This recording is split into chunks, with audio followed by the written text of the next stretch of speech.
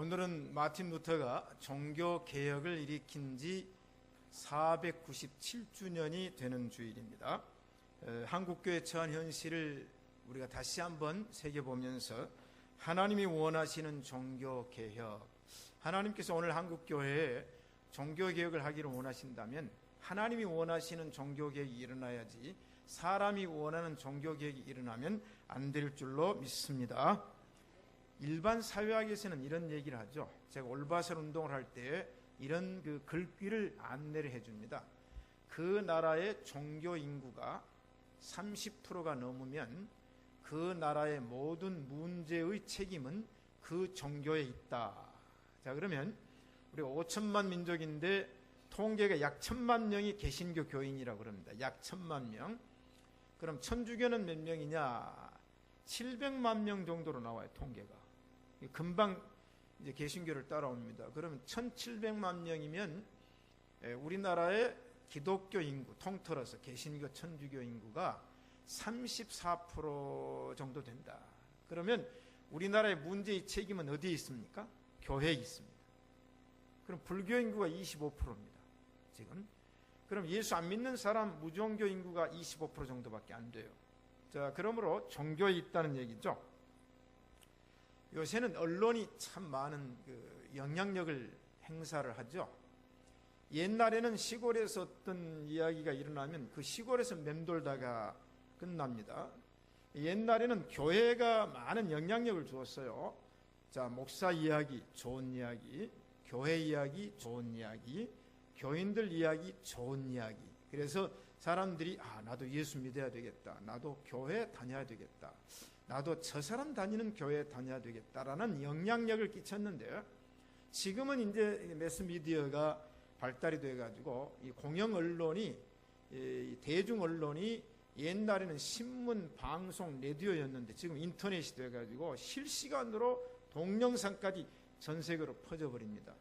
그런데 요즘에 뉴스의 명암이 있죠. 옛날에는 교회 이야기가 나오면 사람들을 감동시키고 국민들이 감동을 받았는데 지금은 교회 이야기가 나오면 감동을 줍니까? 못 줍니다. 목사 얘기 나오면 감동을 줍니까? 못 준 것 같아요. 조금 전에 제가 인터넷 보니까 어젯밤인가 MBC에서 또 교회 문제, 재판 문제를 보도를 했다 그래요. 그 우리 교단 이야기입니다. 자, 이런 문제들이 그저 쉴 새 없이 터지죠. 자, 그러면 우리 한국교회 문제가 뭡니까? 목사 세습 문제, 아버지가 아들에게 교회를 물려주고, 초대형 초호화 교회당 건축과 부도 문제. 교회를 크게 지었는데 헌금이 안 나오고 교인들이 떨어지게 되니까 그 빚을 못 갚아서 이제 은행에서 그 교회당을 이제 매도하는 일들이 일어나고 있죠. 목사의 재정 의혹 문제, 교회당 건물 재산권의 다툼 문제, 정치 목사들의 금전 로비 문제, 목사들의 여성 스캔들 문제, 이런 것들이 지금 많이 터져나오고 있습니다. 서울의 여의도 S교회 교회 헌금 가지고 사업 투자해 가지고 이제는 형을 받는 상황이고, 또 서울 S동의 S교회는 초호화 교회당을 지었는데 지금 빚을 갚아야 되는데 4분 있죠. 또 이제 서울에 또 목동에 있는 교회는 양쪽이 싸움으로 말미암아서 이게 수협에 이제 넘어가 가지고 이제는 경매를 해야 되는데 근데 그 교회 자산이 1,몇백억인데 빚은 누가 갚을 것이냐. 또 광주에 있는 모 교회도 본당파 교육관 발해 가지고 싸움이 있어요. 그 다음에 많은 교회 여성 문제들이 터져나오고 있습니다. 서울만 아니라 지방, 이제는 선교지까지 확산이 되고 있어요. 자, 옛날에는 진리 문제를 가지고 싸웠어요. 진리 문제. 근데 지금은 그게 아니고 세속적인 문제, 돈 문제, 자, 이런 문제로 싸우고 있습니다. 자, 우리는 지금 영적 싸움에서 우리 신시가지 예배당의 성도들은 의기투합해야 될 줄로 믿습니다. 의기투합을 해야 돼요. 그런데 이제는 본질이 아닌 비본질을 가지고 싸움으로 인해서 많은 힘이 소진이 되고 있습니다. 1907년도에 장대현 교회 회개운동이 일어났는데 그때는 목사가 일으키는 운동이 아니었어요. 길선주 장로님이 부자였습니다. 근데 예수 믿고 말씀을 듣고 보니까 자기가 품삯을 안 주는 거, 품삯 속이는 거, 또 이제 사채를 주었던 것, 이것들이 성경적으로 다 죄라는 것을 목사님이 설교를 하게 되니까 거기서 회개 운동이 일어나 가지고 밀린 품삯 주고 떼먹는 주고, 그래서 그 정의를 다 하니까 평양 장대연교회 운동이 전국으로 확산이 됐습니다. 근데 지금은 뭡니까? 타케트가 교회고 목사고 이게 안 되는 거죠. 자, 그런 의미에서 이 시대의 문제가 뭔가 하면 기득권층이 너무 기초가 단단해져 버렸어요. 이 무너뜨릴 수가 없어요. 자, 그런 면에서 한국 교회는 이제 목사들이 목사를 향하여 이야기를 해야 되고, 장로들이 장로들을 향하여 이 얘기를 할 때 이제는 모두가 다 회개하는 운동이 일어날 줄로 믿습니다. 오늘 몇 가지 말씀드립니다. 첫째, 성경에 나타난 종교개혁 역사. 성경 66권에 보면 이 안에 종교개혁이 있었습니까? 없었습니까? 있었어요. 여러 번의 종교개혁이 있었어요. 자, 그러면 첫 번째 종교개혁이 뭔가? 창세기 6장을 읽어보니까 하나님께서 이 세상을 바라보시니까 사람들의 생각이 악하고 모든 행위가 타락되니까 하나님이 사람 지음을 한탄을 했어요. 내가 뭐 하려고 사람을 지었던 거. 그런데 그 시대에 인물 하나를 찾아가지고 그 사람에게 종교개혁을 맡겨야 되겠는데 하나님이 세상을 이제 봅니다. 자, 이 시대에 이 타락한 시대에 누구를 세워서 종교개혁의 사명을 줄까 하고 보았더니 그 당대의 경건한 사람, 그 당대의 의인, 그 당대의 완전한 사람이 딱 하나 있었어요. 누굽니까? 노아. 자, 그래서 하나님께서 노아에게, 노아야, 내가 이 땅을 멸망해야 되겠는데 너는 이 세상 사람들에게 그렇게 살지 말라고 외쳐라 그랬어요. 자, 여러분, 오늘 여러분 그렇게 살지 맙시다. 그럼 우리 다 어떻게 해야 돼요? 아멘 해야 되겠죠? 근데 그 시대 사람들이 귀가 닫혔어요. 눈이 감겼어요. 마음을 열지 않으니까 노아가 120년 동안 그러면 안 됩니다. 하나님 홍수로 멸망한답니다 해도 순종하는 사람이 없었어요. 그래서 하나님께 노아에게 그러면 안 되겠다. 내가 홍수로 이 땅을 멸망할 거니까 너는 방주를 만들라 그랬어요. 노아가 산에 올라가서 방주를 만들었습니다. 방주에 들어간 날까지, 오늘 성경에 보세요. 노아의 때에 된 것과 같이 인자의 때도 그러하리라. 노아가 방주에 들어가는 날까지, 노아가 방주에 들어가던 그날까지 사람들이 뭐 했어요? 먹고 마시고 장가들고 시집갔다. 여러분, 오늘 아침에 아침 잡수셨어요? 안 잡수셨어요? 그 죄 지었네요? 먹는 게 죄라고 그랬어요. 오늘 아침에 음료수 마셨어요? 안 마셨어요? 그건 죄 지었네요? 먹고 마셨으니까. 먹는 게 죄입니까? 마시는 게 죄입니까? 아니죠. 일용할 양식을 먹는 거, 우리가 음료수를 마시는 건 죄가 아닌데 뭘 마시면 헷가닥 됩니까? 잘 아시네요. 술을 마시면 헷가닥 되고 마약을 먹으면 잘못돼요. 그 시대에 이미 이런 것들이 있었다는 얘기입니다. 그 다음에 여러분, 부부 장가 갔어요? 안 갔어요? 남자들 장가 갔어요? 안 갔어요? 형민 집사 장가 갔어요? 안 갔어요? 그 죄 지었네. 이거 보니까 장가 가는 거 죄라 그랬어요. 예? 자, 여러분 시집 갔어요? 안 갔어요? 그러면 누구한테 장가를 가고 누구한테 시집을 갔냐는 얘기예요. 성경은 말하기를 하나님의 아들들이 사람들의 딸들의 아름다움을 보고 그 다음에 남자들이 예쁜 사람은 다 아내로 취했다고 그랬어요. 이게 죄죠. 응? 자, 이게 바로 죄입니다. 자, 그럼 노아 때만 있었어요? 오늘 이 시대에도 있었어요. 그래서 하나님께서 노아에게 이 죄악을 지적을 하라 지적했더니 사람들이 순종을 안 하니까 하나님께서 홍수가 나서 이 사람들을 다 멸절하리라 그랬어요. 자, 그런데 그 시대의 개혁자가 누구였는가? 노아였습니다. 하나님께서 노아에게 외치라 했는데 백성들이 말을 듣지 않으니까 결국은 40일 40야 위에서부터 게릴라식 폭우가 쏟아지고 밑에서는 깊은 샘이 터져서 샘이 터짐으로 궁창의 물과 아래의 물이 터져서 창이란 바다가 됐어요. 그래서 이제 그때 노아 홍수로 세상이 멸망이 되었다 하는 거예요. 그럼 노아가 이제는 이렇게 구원을 받았으면은 경건하게 살아야 되는데 창세기 9장을 읽어보니까 노아가 그 해에 농사를 했는데 포도나무를 심었다. 포도나무를 심은 다음에 포도주를 마시고 취하여 벌거벗고 누웠다 그랬어요. 제가 기독교 문화를 얘기할 때 포도나무는 포도 열매는 자연입니다. 포도주는 문화입니다. 자, 이제 기독교 문화를 공부를 우리가 이제 본당에서 강의를 제가 부화 성경 공부 때 다 해줬어요. 자, 자연과 문화는 뭐냐? 자연을 가지고 코카나무의 이파리를 가지고 차도 만들어 먹을 수 있고 약도 만들 수 있습니다. 그런데 화학물질을 가미하면 코카인이 돼서 마약입니다. 코카인은 문화예요, 문화. 그건 잘못된 문화죠. 자, 노아가 구원을 받았는데, 8 식구가 구원받았는데 아버지의 잘못된 생각과 아버지의 욕심이 결국은 함을 멸망시키는 일이 노아의 종교개혁이다. 두 번째 종교개혁은, 자, 28절에 또 롯의 때와 같으리니 사람들이 또 뭐 했어요? 먹고 마시고 그 다음에 사고 팔고 심고 집을 지었다. 아니, 지금 우리가 먹고 마시는 거 죄 아니라니까. 마약 먹고 술 마시고 이건 죄가 되죠. 왜? 음료수 마셔가지고 취한 사람 봤어요. 요새는 그 음료수도 먹는다는 말을 쓰는데 그 국어로 통일이 됐는지 모르는. 옛날에는 물은 마시고 음식은 먹는다 그랬는데 요새는 그 모든 텔레비전에 보니까 물 먹고 술 먹고 그런 얘기를 하고, 저는 국문학자가 하니까 황세현 장로님께서 좀 정리를 해 주셔야 되겠는데, 물은 마신다 그러는데 지금 물도 먹는다는 말을 쓰는데 보세요. 먹고 마시는 건 죄가 아니에요. 그런데 잘못된 건 먹고 잘못된 건 마시면 죄고, 사고 판다. 여러분 옷 샀어요, 안 샀어요? 옷 사 입었잖아요. 여러분 생활 도구 삽니까, 안 삽니까? 사고 팔잖아요. 근데 뭘 사고 팔았어요?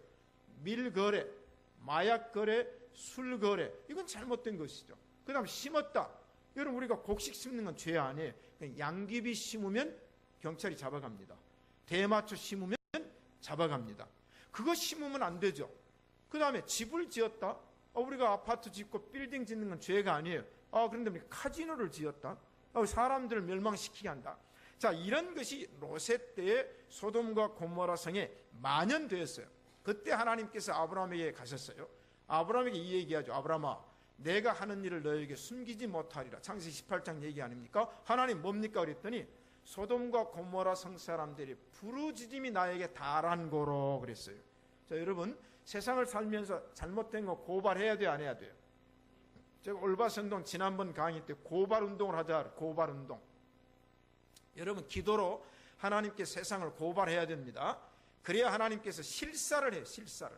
하나님께서 보러 내려오셨는데 롯에게 가서 얘기를 했어요. 그랬더니 롯이 이제 전파를 합니다.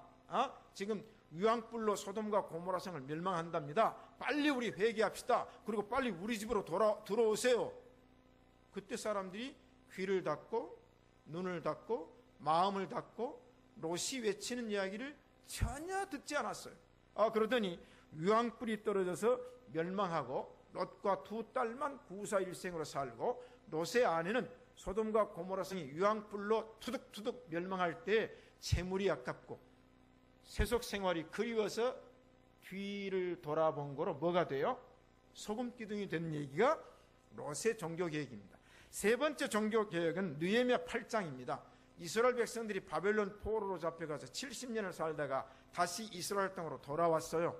그때 에스라, 학사 에스라가 이 백성들을 본성 수문 앞 광장에 모였는데 남녀노소가 새벽부터 저녁까지 모여가지고 뭘 들었냐면 이 율법책을 들었어요. 에스라가 읽어줍니다. 그랬더니 이 사람들이 지은 죄를 하나님 앞에 회개하고 모든 사람들이 아멘 아멘 하고 엎드려서 회개운동이 일어나는 게 뭐냐? 그게 바로 에스라의 느헤미야의 수문 앞 광장의 종교개혁입니다. 네 번째는 뭐냐? 열왕기하 22장을 읽어보면 요시야 왕의 종교개혁이 나와요. 요시야 왕은 이스라엘 나라에서 아주 선한 왕입니다. 근데 몇 살 때 왕이 됐냐면 8살 때 왕이 됐어요. 8살 때. 어린 왕이죠. 32년을 치리했으니까 40세에 이제 죽게 됩니다. 32년 동안 이제 치리하는 과정에서 이 요시야 왕이 궁중에 가만히 생각하니까 여호와의 성전이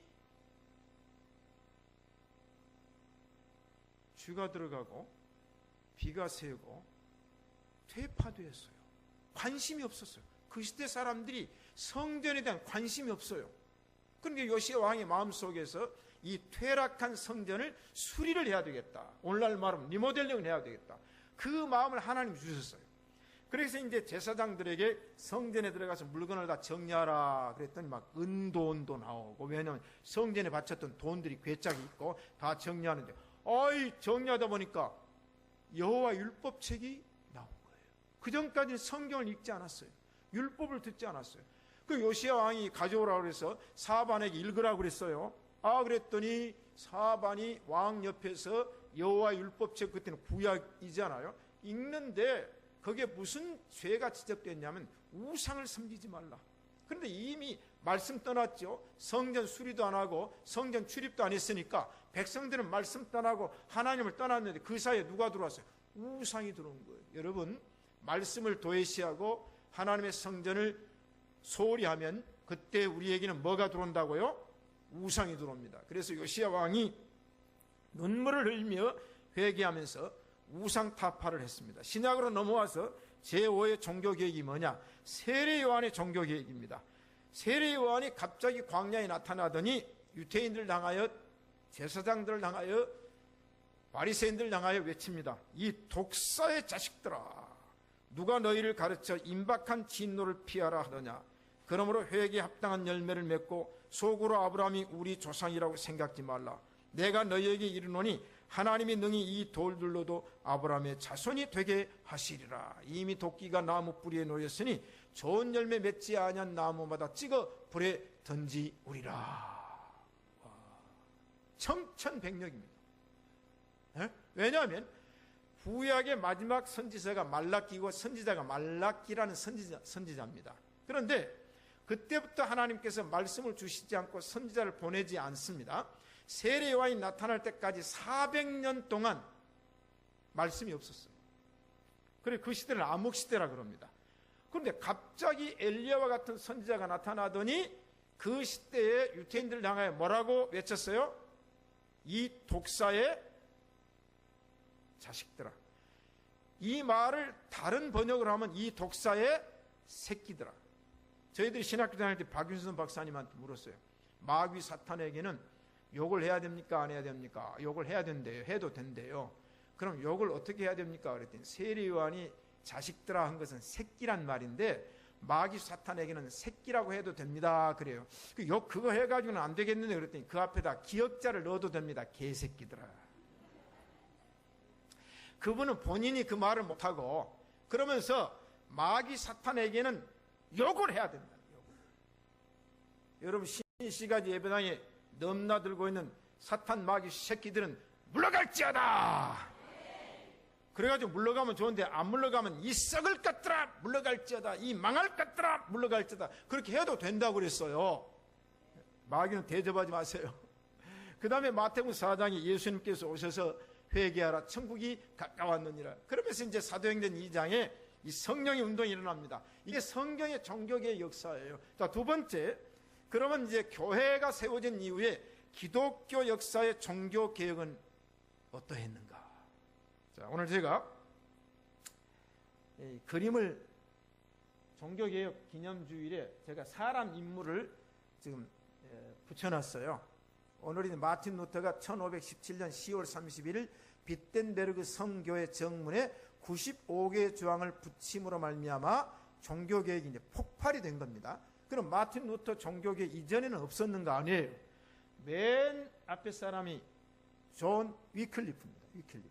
이 사람은 1320년에 영국에 태어났는데 옥스포드 대학을 다녔어요. 옥스포드 대학 다닐 때 홀리 클럽을 만들어가지고 성경 읽기, 고전 읽기, 말씀 묵상하기, 기도하기, 이 네 가지를 대학생들에게 운동을 일으켜가지고 그 당시에 신부로서 로마 교황청을 공격했습니다. 그때는 이제 세금을 걷었거든요. 로마 교황청에 바치는 그 세금, 왜 국가 세금 내고 또 로마 교황청에 세금 내서 이 교황이 타락하니까 맨 먼저 개혁의 함성을 부르짖는 게 위클리프예요. 그 다음에 로마 안에서, 이태리 안에서 사보놀라라고 하는 신부입니다. 이 사람이 로마 교황의 타락과 교황청의 부패를 부르짖어요. 이태리 안에서. 그 영향을 받은 사람이 얀 후스입니다. 이 사람은 체코 사람이야. 옛날엔 체코슬로바키아, 이제는 독립돼서 체코슬로바키아인데 이 프라하에서 베들레헴 교회 목회를 한 사람입니다. 이 사람은 교수예요. 프라하 대학의 교수예요. 베들레헴 교회 목회하면서 그 교인들에게 계속 로마의 교황청의 잘못을 공격을 합니다. 여러분, 설교상에 마귀로 공격해야 돼, 안 해야 돼? 잘못을 공격해야 됩니까, 안 해야 됩니까? 세상의 잘못을 교회가 막 외쳐야 됩니까, 안 외쳐야 됩니까? 만약에 그 시대에 세상의 잘못을 묵인하면 성경이 뭐라고 했는지 아세요? 짖지 못하는 개라고 그랬어요. 선지자들이 짖지 못하는 벙어리 개라고 그랬어요. 교회는 세상의 잘못을 책망해야 됩니다. 교회는 시대적인 잘못을 공격하는 게 교회예요. 침묵하면 안 돼요. 그러니까 이제 야한 후스가 로마 교황청을 공격하니까 타보르의 후수 일파들이 은둔하는 생활이 됩니다. 저는 그 지역을 다 다녔습니다. 책을 읽고 제가 유럽에 23년 살면서 여러 가지 일을 하지만 하나님이 저에게 뭘 주셨냐? 종교개혁사를 통달하면서 종교개혁지를 제가 갈 수 있는 곳은 다 갔습니다. 한 번만 가는 게 아니라 여러 번 갔습니다. 빚을 지면서도 갔어요. 왜? 여러분, 종교개혁이 이렇게 일어난 겁니다. 그 다음에 야누스가 화형을 당하죠. 사보나놀라도 화형을 당합니다. 콘스탄츠에 불러다가 신성 로마 제국이 불태워 죽여버리거든요. 그 다음에 이제 태어난 사람이 마틴 루터입니다. 마틴 루터가 이제 95개 조항을 걸었는데 그 95조항 걸 때는 이 종이에다가 자기가 써가지고 갖다 붙였어요. 근데 그때는 구텐베르그 인쇄술이 발달이 됐어요. 독일에. 우리나라가 인쇄술이 독일보다 훨씬 앞섭니다. 우리나라가. 근데 독일은 그때 구텐베르그 인쇄기를 가지고 옵셋 인쇄를 했어요. 이게 이제 막 퍼져나갑니다. 그게 어디까지 갔냐? 불란서까지 이게 갔어요. 누구 손에 들어갔냐? 지금 불란서에서는 요한 칼빈이 로마 캐토릭의 잘못을 갈고 지금 이를 갈고 있어요. 이건 잘못했다 외치고 있는데 동역자가 있어야 되는데 보니까 마틴 루터가 95개 조항을 딱 선포한 것이 자기 손에 들어오니까 칼빈이 거기서 기름을 끼얹듯이 불이 탔어요. 여러분, 이게 불길입니다. 불길. 우리 신시가지 예배당에서 개혁의 불길이 일어날 때 오늘 이 시대에 개혁을 마음 품고 있는 사람들에게 불이 번져갈 줄로 믿습니다. 칼빈이 일어난 거예요. 그래서 이제 불란서 황제가 죽이려고 그러니까 제네바로 도망을 갔어요. 칼빈이 거기서 칼빈 학교를 세우고 개혁운동을 일으키고 있는데 그때는 이제 베자와 파벨이라고 하는 사람이 동역을 하죠. 나중에 찌빙길리가 이제 개혁을 같이 한단 말이죠. 그런데 그때 이제 스코틀랜드에서 개혁운동을 누가 하고 있었냐면 요한 낙스입니다. 그래서 그 아들들의 이름을 요한이라고 지은 것이 참 좋다니까요. 요한이 많아요. 개혁자들 가운데 요한이 많아. 요한.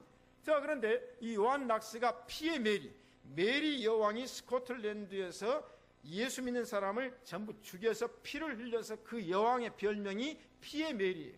요한 낙스가 이제 죽게 되니까 에딘버라에서 도망을 갔어요. 망명을 갔는데 그 망명 간 곳이 스위스 제네바예요. 그 제네바에 누가 먼저 망명와 있습니까? 칼빈이 망명와 있어요. 그때 요한 낙스가 칼빈 학교에 가서 요한 칼빈에게 성경을 철저하게 배웁니다. 그리고 돌아가서 스코틀랜드에 종교개혁을 일으켰어요. 자, 이 종교개혁 신앙을 누가 받았냐? 청교도들이 받았어요. 청교도는 뭐냐? 영어로 퓨리탄이라고 그러는데 퓨리란 말은 아주 순수하단 말이고 타는 무리란 말이에요. 무리.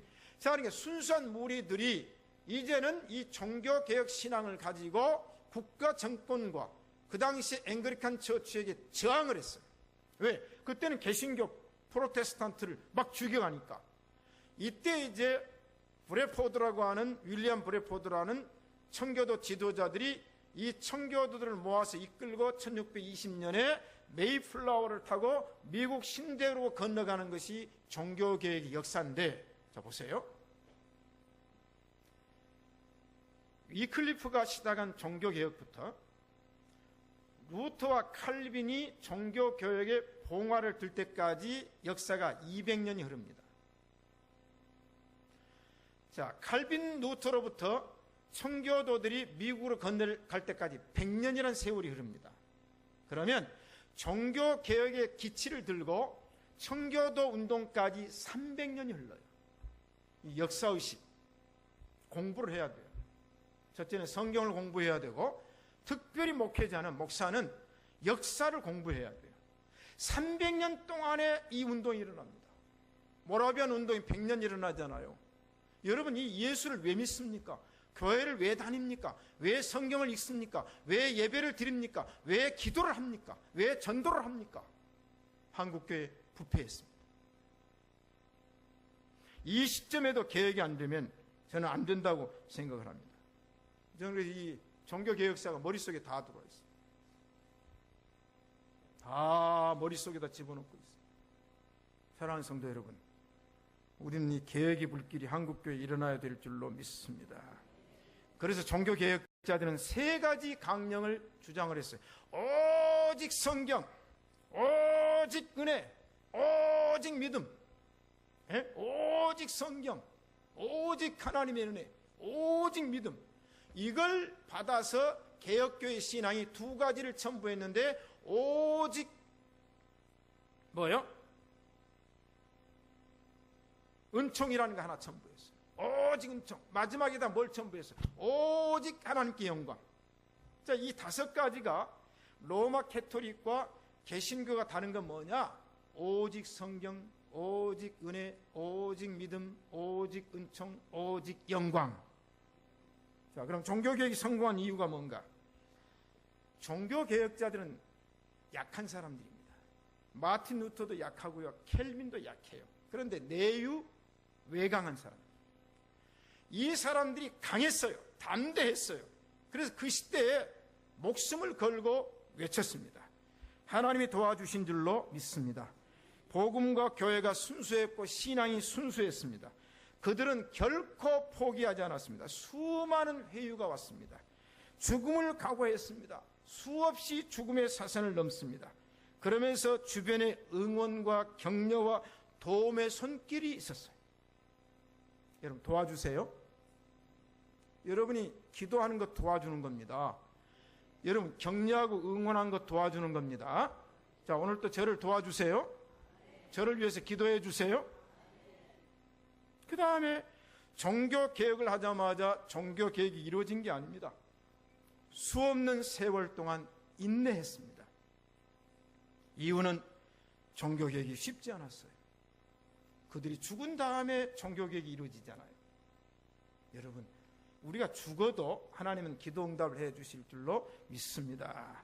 성경의 종교개혁과 기독교 역사의 종교개혁 통일성과 다른 점을 제가 2가지를 한번 생각을 해봤는데, 첫째는 성경의 종교개혁은 족장과 왕들, 지도자들이 중심이 되어 개혁운동을 일으켰습니다. 그런데 기독교 역사의 종교개혁은 주도는 지도자가 했지만 개혁의 대상이 종교와 지도자들이었을 뿐만 아니라 그 개혁을 지지하는 계층들이 주로 성도들과 학생들이었어요. 시민운동이라고 그랬어요.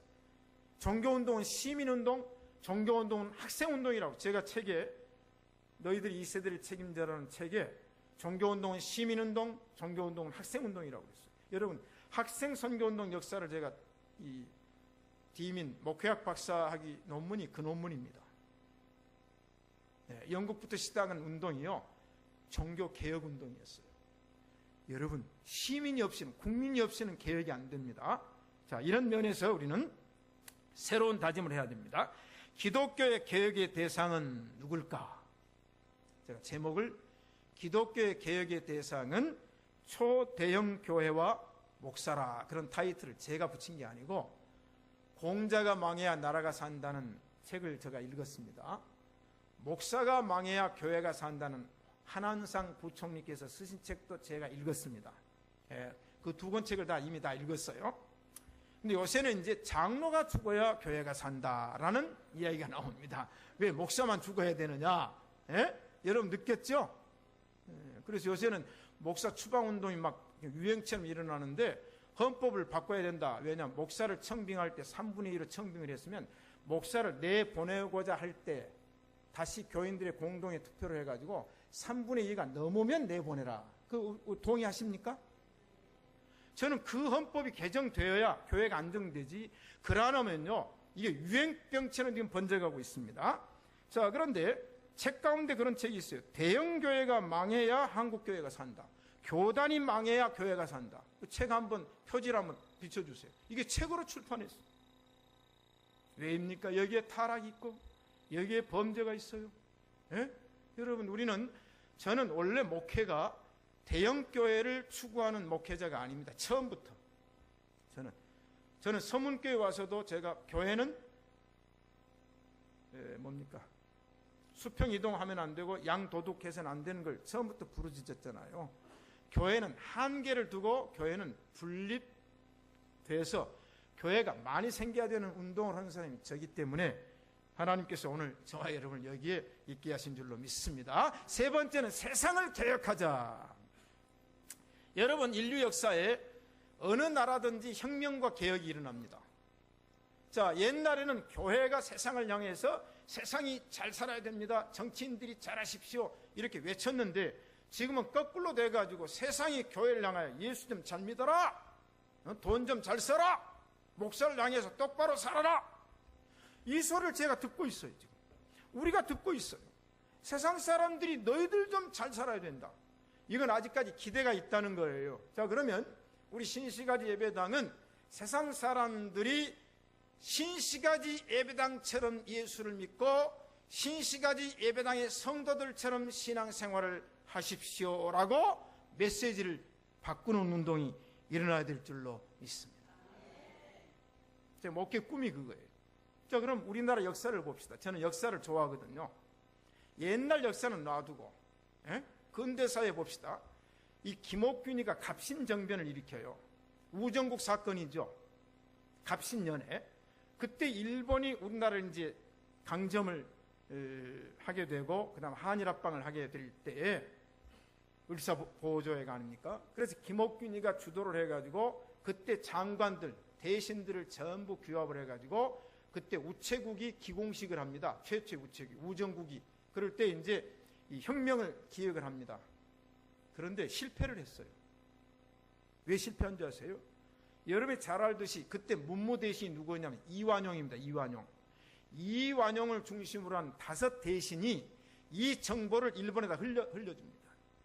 그 일본군이 쳐들어와서 다 김옥균과 이 사람들 다 칼로 다 낭자하게 하잖아요. 그때는 이제 민비의 조카가 민영이 실권을 잡고 있었어요.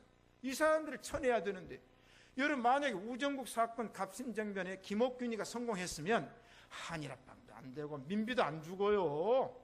따라합시다. 변절하지 말자. 변심하지 말자. 저는 우리나라 역사를 잘 알아요. 저는 이제 1960년에 3.15 부정선거, 그 다음에 4.19 혁명이 일어나죠. 61년에 5.16 군사 쿠데타가 일어나죠. 그 다음에 1972년 10월에 10월 유신이 일어나죠. 5.16 일어난 다음에, 그 다음에 112 사태가 일어나서 이제 전 아무개 씨가 참모총장, 한남동 참모총 공간을 점령한 사건이 일어나죠. 그 다음에 5.18 국가안전기획부가 5.18 운동이 일어나가지고 정권을 찬탈하잖아요. 자, 그러면 그 이후에 이제 6.29 선언까지 나가게 됩니다. 그럼 그때 외쳤던 사람들, 여러분 우리는 한 번 외쳤으면 끝까지 그 외침이 옳다면 그 외침대로 살아야 될 줄로 믿습니다. 그때 엘리트들이 뭐 했냐는 거죠. 다 변절했어요. 변심했어요. 이권에 의해서 이 출세와 영달을 위해서 변절하다 보니 우리 한국 사회가 이렇다면, 그럼 네 번째는 이제 한국 교회를 개혁해야 될 거 아닌가. 자, 여러분, 기독교인으로서 한국 교회가 이런 정도로 타락하고 세속화가 되었는데도 한국 교회 종교 개혁이 일어나지 않아도 된다고 생각하십니까? 만약 일어나지 않아도 된다고 생각한다면 하나님은 어떻게 생각하고 계실까요? 하나님 보시기에도 한국 교회가 이대로 나가도 괜찮다고 말씀하실까요? 하나님은 지금 한국 교회에 개혁이 일어나야 된다고 생각하고 사명자를 찾고 계시는 줄로 믿습니다. 근데 왜 안 일어날까? 제가 60년대 말에 신학교 입학을 했습니다. 신학교 가니까 교수님들이 2가지를 강조하시더라고요. 신학교가 개혁돼야 교회가 개혁되고 목사가 개혁된다는 얘기를 하려고 합니다. 세 가지를 조심해라. 목사가 되면 각오하라 그래. 준비하라. 각오하고 준비하라. 세 가지를. 뭐냐면 첫째는 설교 준비를 잘해라. 세 가지를 준비하라. 설교 준비. 목사는 자나깨나 설교 준비. 오늘도 내가 한 권사님이 올 때까지 멍하게 앉아있는 게 아니라 열심히 설교 준비하다가 시간을 놓쳐가지고 앉아있었어요. 예? 그러니까 한 권사님, 목사님 지금 기도하세요.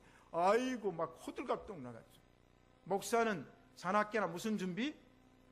설교. 두 번째는 쫓겨날 이사 준비를 해라 그러더라고요. 항상 이사 준비해라. 왜? 교회는 쫓아내니까.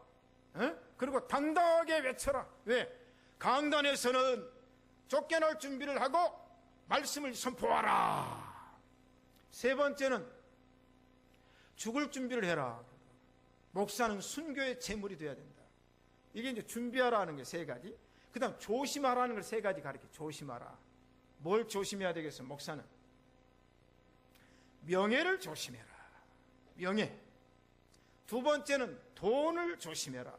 세 번째는 뭐겠어요? 이거 어떻게 아세요? 여자를 조심해라.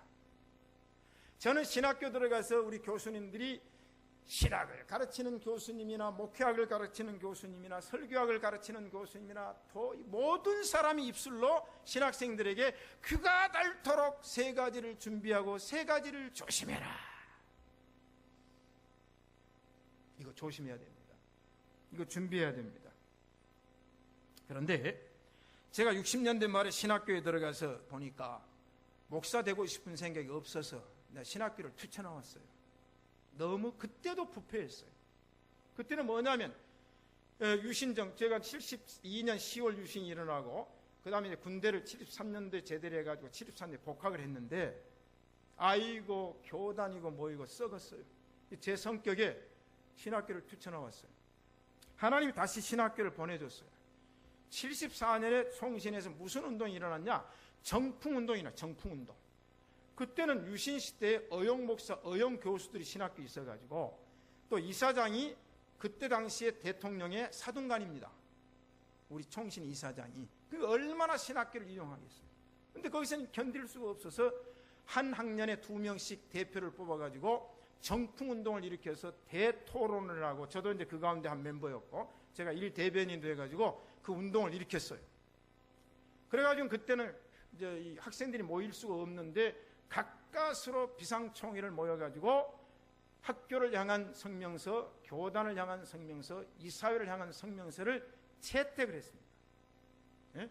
이제 신학생들이 하는 거예요. 그래가지고는 그 성명서를 총학생회장에다가 주면서 방학 동안에 이사장에게 이 성명서를 전달하고 교단 총회장에 전달하고 학교 학장에 전달을 해가지고 우리가 요구하는 것을 개혁을 해야 됩니다 하고 맡겨줬어요.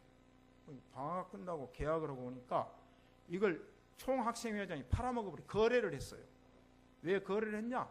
그 학생은 평생 학년 수석을 하는 게 소원인데 그때 당시에 김모 목사가 수석을 계속해요. 못하니까 이 성명서를 갖다 주면서 팔면서 그럼 뭘 요구하느냐 그랬더니 나를 수석을 만들어 주세요. 그 물에서 건진 돌 말고. 여러분 저는 역사의 증인입니다.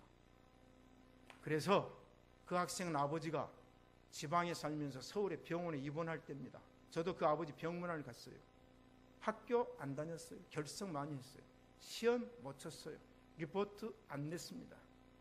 이사장이 또는 그 학교의 실세인 목사님이 명령을 해서 성적 조작을 하죠.